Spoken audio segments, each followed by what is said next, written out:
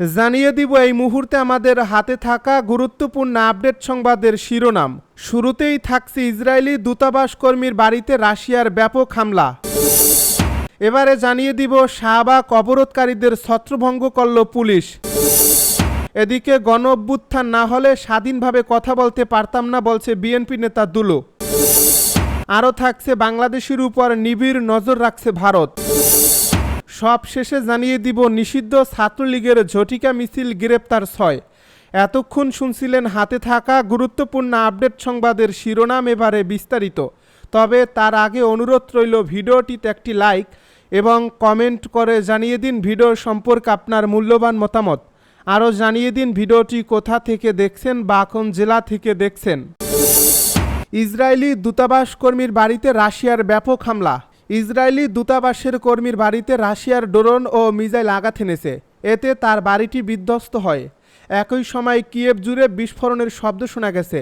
শুক্রবার ইসরায়েলের পররাষ্ট্রমন্ত্রী গিডিয়ন শায়ের বরাতে দ্য টাইমস অফ ইসরায়েল ঘটনার সত্যতা নিশ্চিত হয়েছে। বৃহস্পতিবারও ইউক্রেনে ব্যাপক হামলা করেছে রাশিয়া। তবে সেই হামলাতেই ইসরায়েলির বাড়ি ক্ষতিগ্রস্ত হয়েছে কিনা তা স্পষ্ট করেননি তিনি। ধারণা করা হচ্ছে কিয়েভে আঘাত হানা বিভিন্ন লক্ষ্যবস্তুর পার্শ্ববর্তী হওয়ায় তার বাড়িটি বিধ্বস্ত হয়। তিনি আরও বলছে কিয়েভে রাশিয়ার হামলার নিন্দা করেছেন। ইসরায়েলি দূতাবাসের কর্মীর বাড়ি ক্ষতিগ্রস্ত হওয়ায় তিনি ক্ষোভ প্রকাশ করেন। পররাষ্ট্রমন্ত্রী গিডিয়ান শাআর জানান, কিয়েভের বেশ কয়েকটি জেলায় রাশিয়ার সাম্প্রতিক হামলা নিন্দনীয়, যার ফলে একজন ইসরায়েলি দূতাবাস কর্মীর বাড়ি ক্ষতিগ্রস্ত হয়েছে।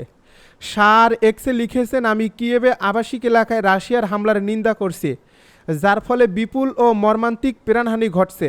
আমি ইউক্রেনে নিয়োজিত ইসরায়েলি রাষ্ট্রদূত সচিবের সাথে কথা বলেছি, তার বাড়িতে হামলা হয়েছে। শাআর আরও বলেন, আমরা একটি টেকসই এবং স্থায়ী শান্তির আহ্বান জানাই, যা ইউক্রেনের জন্য নিরাপত্তা নিশ্চিত করবে। শাআর কিয়েভে ইউক্রেনের রাষ্ট্রপতি ভলোদিমির জেলেনস্কির সাথে দেখা করার 2 সপ্তাহ পরে এই মন্তব্য করতে বাধ্য হন তিনি। ওই বৈঠক শেষে তিনি ঘোষণা করলেন, ইসরায়েল এবং ইউক্রেন ইরানের হুমকির ব্যাপারে একটি কৌশলগত সংলাপ শুরু করেছে। বেসামরিক নাগরিকদের উপর রাশিয়ার হামলার নিন্দা করে ইসরায়েল। সংবাদ মাধ্যম কিয়েভ ইন্টারন্যাশনাল এক প্রতিবেদনে বলা হয়, ইউক্রেনের রাজধানী কিয়েভে ড্রোন ও ক্ষেপণাস্ত্র ব্যবহার করে বড় ধরনের হামলা চালিয়েছে রাশিয়া। বৃহস্পতিবার চালানো ওই হামলায় এ পর্যন্ত 31 জন নিহত হয়েছেন। শাহবাগ অবরোধকারীদের ছত্রভঙ্গ করল পুলিশ। রাজধানীর শাহবাগ মোড় অবরোধকারী জুলাই যোদ্ধাদের ছত্রভঙ্গ করে দিয়েছে পুলিশ। শনিবার সন্ধ্যায় পুলিশ সদস্যরা তাদের শাহবাগ মোড় থেকে সরিয়ে দেন। একই সঙ্গে তাদের মঞ্চটিও অপসারণ করা হয়। প্রত্যক্ষদর্শীরা জানান, বৃহস্পতিবার থেকে জুলাই যোদ্ধা পরিচয়ধারী একটি পক্ষ শাহবাগ মোড় অবরোধ করে রাখে।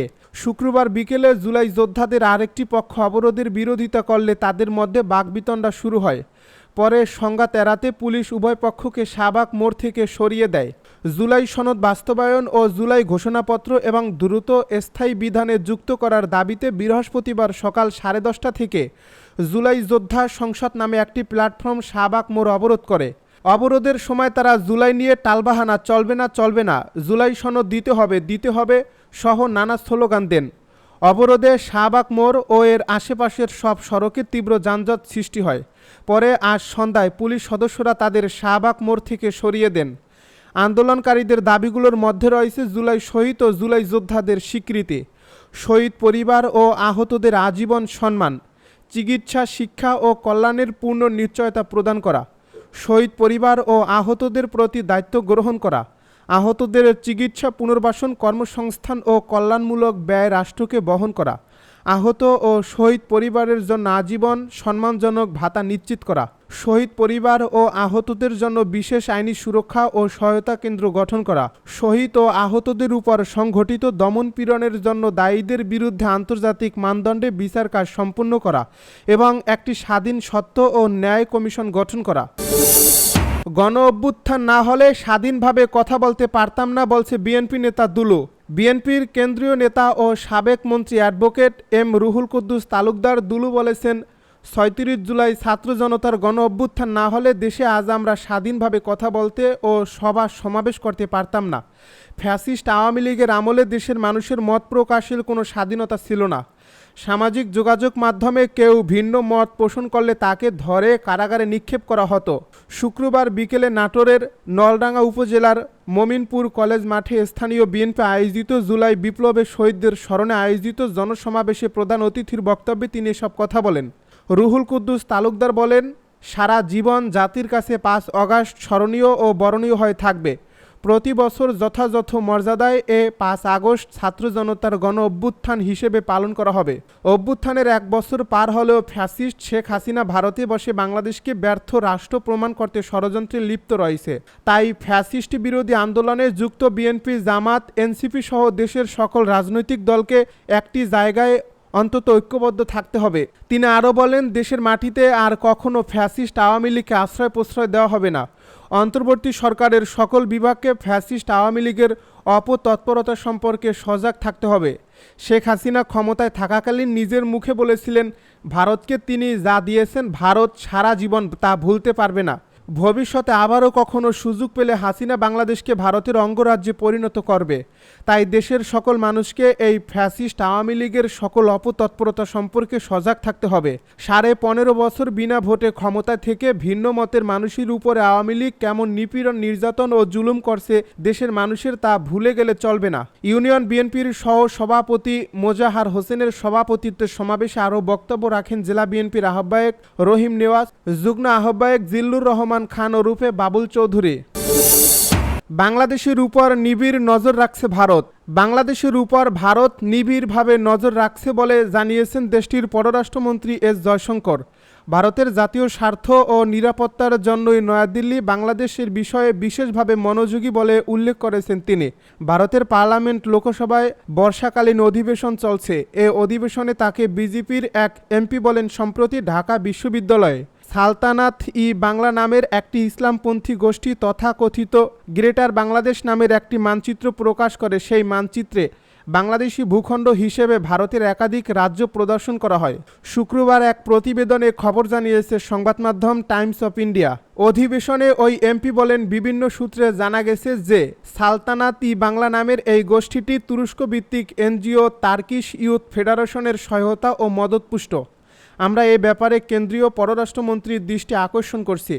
এর জবাবে জয়শঙ্কর বলেন, আমরা এ ইস্যুতে বাংলাদেশ সরকারের সঙ্গে যোগাযোগ করেছি।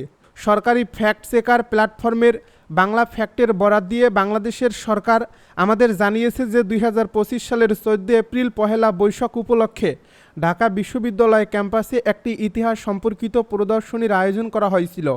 সেখানে মধ্যযুগের বাংলার একটি মানচিত্র প্রদর্শন করা হয়েছিল। ওই প্রদর্শনীতে যারা আয়োজক ছিলেন তারা বাংলাদেশ সরকারকে বলেছিলেন যে কোনো বিদেশি সংস্থা বা গোষ্ঠীর সঙ্গে তাদের সম্পর্ক নেই। বাংলাদেশ সরকারের পক্ষ থেকে আরও বলা হয়েছে, সালতানাতি বাংলা নামের কোনো সংগঠন বা গোষ্ঠীর অস্তিত্ব বাংলাদেশে নেই।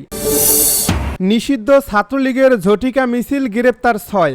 নোয়াখালীর বেগমগঞ্জের চৌমোহনী বাজারে নিষিদ্ধ ছাত্রলীগের ঝটিকা মিছিল করার ঘটনায় সংগঠনটির 63 নেতাকর্মীকে আসামি করে মামলা করা হয়েছে। শুক্রবার বিকেলে মামলা দায়েরের বিষয়টি নিশ্চিত করেন বেগমগঞ্জ থানার ভারপ্রাপ্ত কর্মকর্তা লিটন দেওয়ান। তিনি বলেন, 43 জনের নাম উল্লেখ করে গতকাল বৃহস্পতিবার রাতে পুলিশ বাদী হয়ে এই মামলাটি দায়ের করে। এছাড়া এই মামলায় অজ্ঞাত আসামি করা হয়েছে 15 থেকে 20 জনকে। তাৎক্ষণিক অভিযান চালিয়ে 6 জনকে গ্রেপ্তার করা হয়েছে। পুলিশ ও স্থানীয়রা জানায়, বৃহস্পতিবার বিকেল 4:45টার দিকে উপজেলার চৌমোহনী রেললাইন থেকে হাসান সড়ক এলাকায় 25 থেকে 30 জন কিশোর তরুণকে কয়েকটি ফেস্টুন ও একটি ছাত্রলীগের ব্যানারে মিছিল করতে দেখা যায়। এই মিছিলে তারা অন্তর্বর্তী সরকারের বিরুদ্ধে এবং শেখ হাসিনা ফিরবে বলে স্লোগান দেন। এতে নেতৃত্ব দেন নিষিদ্ধ ছাত্রলীগের কর্মী জিহাদ হাসান রতন। পরে সাবেক ছাত্রলীগের নেতা নাজমুল শিহাব ঝটিকা মিছিলের একটি ভিডিও নিজের ফেসবুক অ্যাকাউন্টে শেয়ার করেন। মিছিলের পরপরই পুলিশ অভিযান চালিয়ে 6 জনকে গ্রেপ্তার করে। গ্রেপ্তার ব্যক্তিদের কাছ থেকে 2টি ফেস্টুন, 3টি লাঠি উদ্ধার করা হয়।